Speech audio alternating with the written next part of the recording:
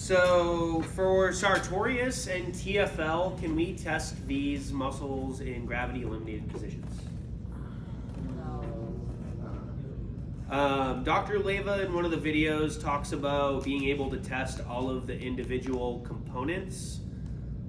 You can do that, but I would kind of disagree with that actually giving you any valid information on these individual muscles, because if you test, for instance, Sartorius would be hip flexion, abduction, external rotation, and knee flexion. There are much stronger muscles that do all of those components individually. So I wouldn't put much validity into testing those individually in gravity eliminated positions and that giving you any real information about TFL or Sartorius. Does that make sense? So if you're in gravity eliminated doing abduction, you have hip abductors. If you're doing flexion, you have iliopsoas. If you have external rotation, you have, again, your abductors that also do external rotation. So those muscles would perform those movements first and stronger in those gravity eliminated positions. So again, I wouldn't put validity in that giving you Sartorius information. So your multiplanar muscles, just kind of assume that you can't do gravity eliminated and you would not be able to perform an MMT if they are not A3 or above. For this one, a lot of motions going on here. Flexion, external rotation, abduction, knee flexion. We're not really going to be able to apply force to all of these. So what we're going to do is we're going to bias him by putting him into external rotation, flexion, and abduction. But my force with my top hand is just going to be on this diagonal, basically testing the flexion and the abduction components together. And I'm not going to worry about specifically trying to add any rotation component. And then my bottom hand is going to be on the distal lower leg, and I'm going to add some knee extension into this motion here. So, patient, can you go ahead and perform that motion for me? Very good. He gets it. He's able to do it. So then we're going to hold that position. You're going to breathe during the contraction. Hold, don't let me move you.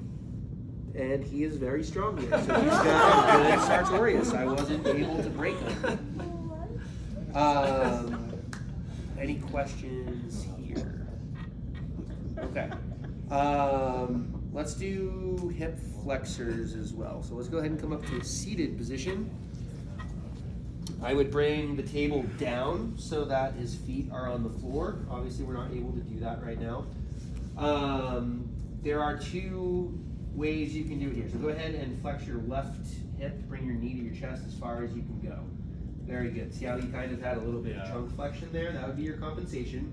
So I would bring him slightly lower than that if I were to bias iliopsoas. If I want to do the whole hip flexor group, go ahead and lower to about here.